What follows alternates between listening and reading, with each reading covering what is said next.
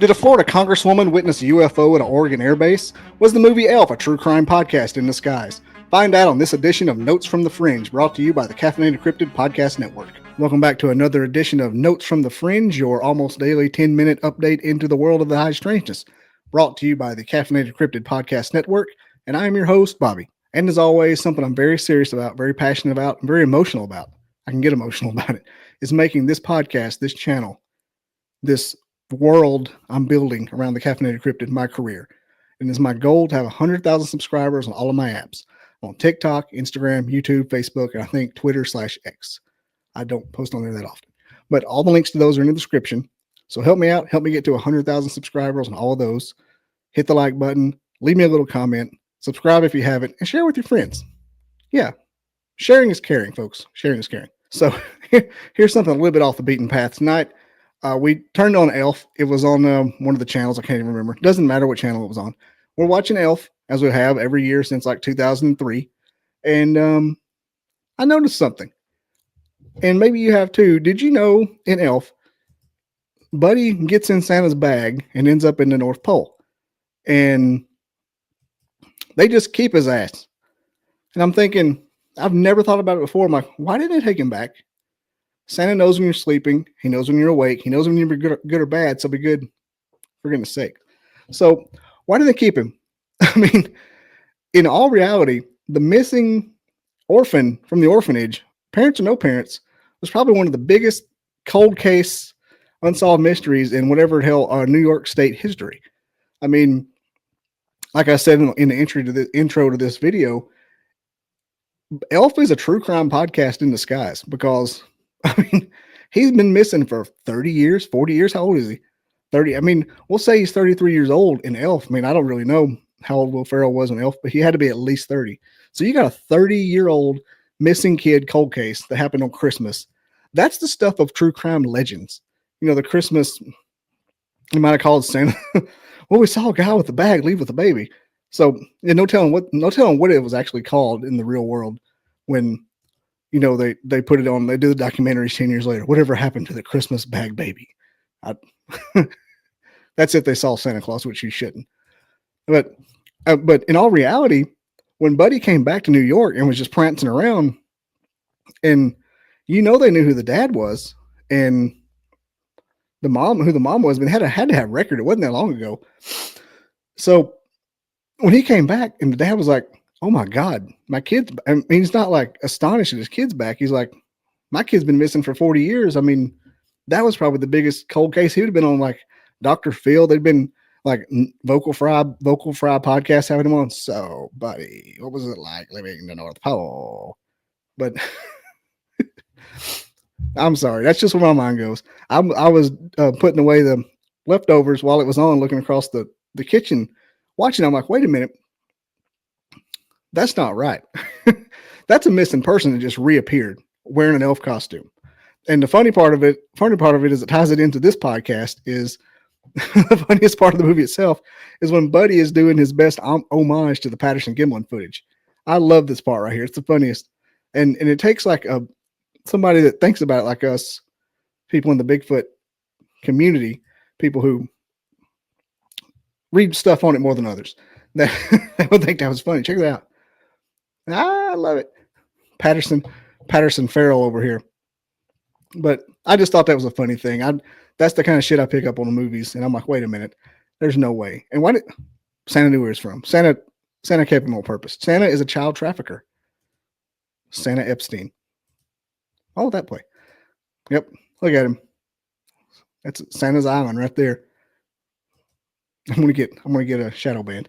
Anyway, the purpose of this edition of Notes from the Fringe was an article I found on People magazine from Florida Congresswoman Anna Paulina Luna, Florida Congresswoman, happens to chair a House task force on declassifying information such as aliens and UAPs.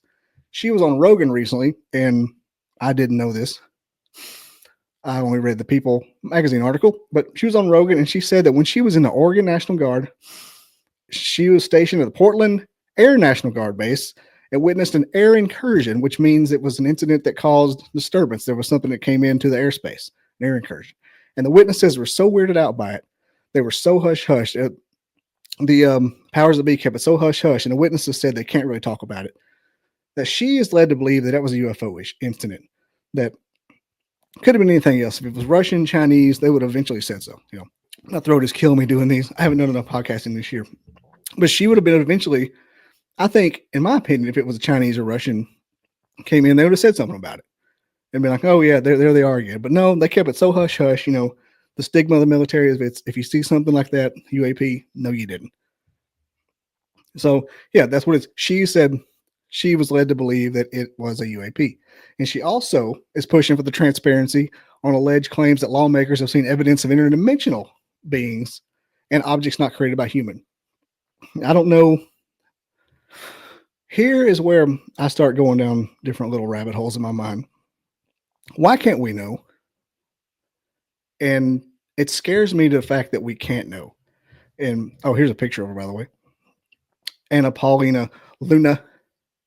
But I just want to know, when it comes to things like interdimensional, when it comes to objects we found, what was his name?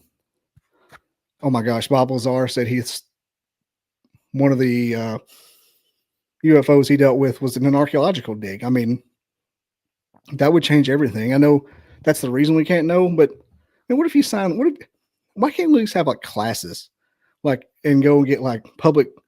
I know NASA has public trust security clearances. Why can't we go like get classes? Like, okay, we want to learn about all this stuff, so put us through it. We'll pay $10,000 and we'll know secrets, and we'll promise to keep it secret. And if you don't, you can knock us in the nugget. If you know what I'm saying? I mean, I'd sign it today just to know. And there was a thing a couple weeks ago about how there was some Bigfoot disclosure going on. I mean, what would it hurt for us to know something? We know lots of other things, which tells me that it may be awful. What's out there may change course of human history. It may show that we're, interdimensional slaves, so to speak, that we're put on Earth to mine for gold, and that's the reason we like gold so much. I mean, this is all stuff that you've heard before, but just the implications as to why we can't know are terrifying. And I think the worst idea that you can come up with is they're keeping it away from us because they know that they wouldn't have any power over us. The powers that be, the government, the deep state, whatever you want to call them, the reptilians,